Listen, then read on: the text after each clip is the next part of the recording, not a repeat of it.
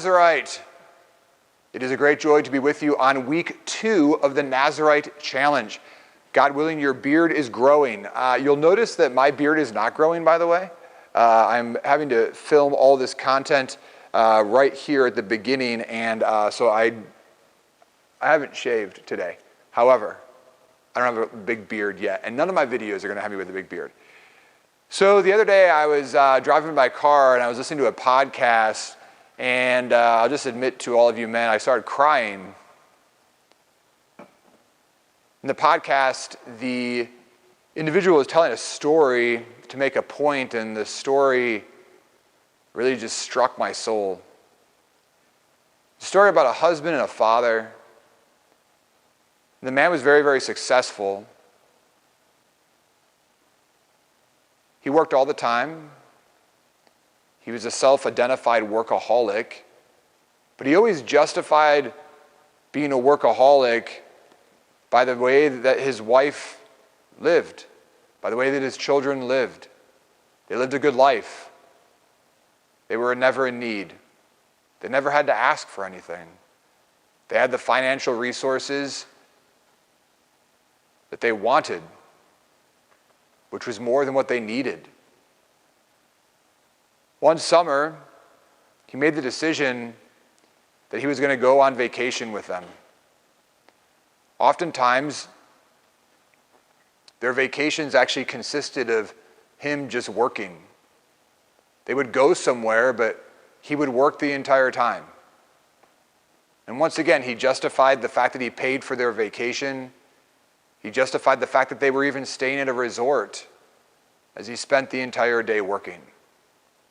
He would go out to dinner with them in the evening, but then even when they got back to the hotel or the condo, he'd find himself immersed again in phone calls and emails.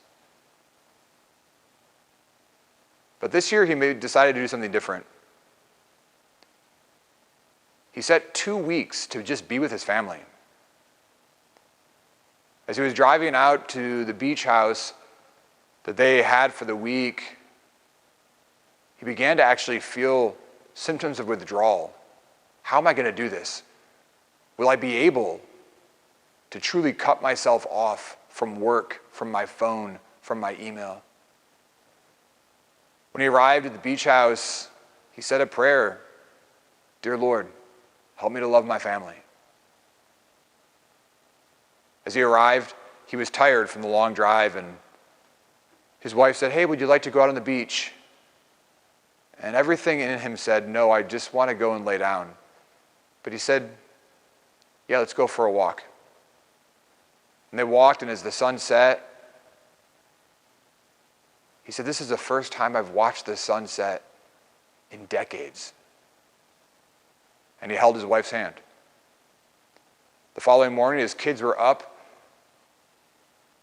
as the sun began to rise.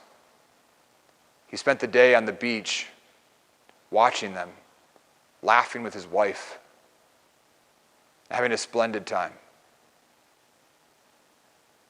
This continued day after day. One night he looked at his wife and he said, let's go to dinner, just you and I. We'll leave the kids here. He said, and let's do it right. Go out today and buy yourself a beautiful dress. I'll take care of the kids.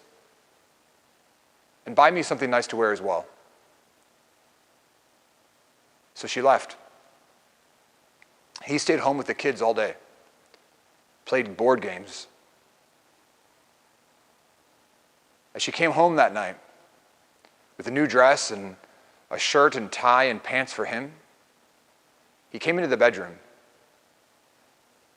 And she looked at him with tears in her eyes. She said, do you know something that I don't? Did the doctor call you? 2 weeks ago when I went to the doctor and I had that appointment, do you know something that I don't know? The husband looked at his wife and he said, what are you talking about? She said, am I dying? Is that why you're doing this? Am I dying? He said, what on earth are you talking about? She said, you've never loved me this way. I just presumed that I must be dying. Brothers, how often we live our lives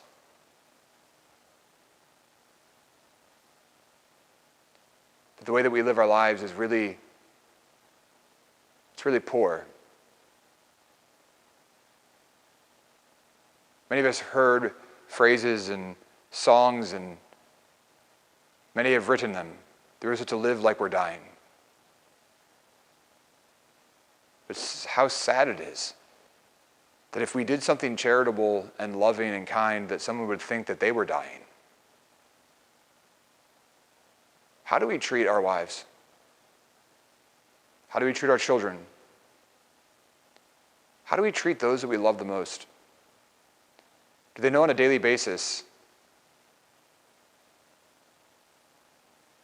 how beautiful they are, how special they are, how precious they are? Do we hold them close to our hearts?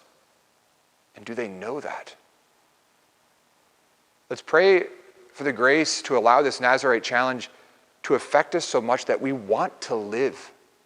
We want to live every day and every moment as if it was our last or their last. Let's not live our lives in shallow emptiness. Let's not live our lives consumed by schedules and work and obligations. Let's live our lives with joy, with spontaneity, with laughter, because they're so good.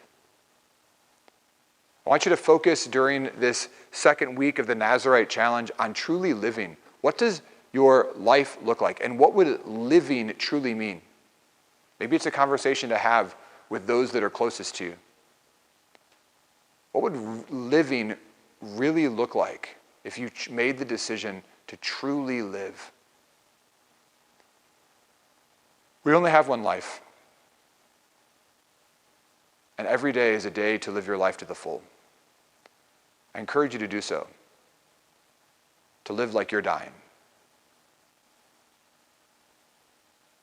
Through God's grace, may it be so.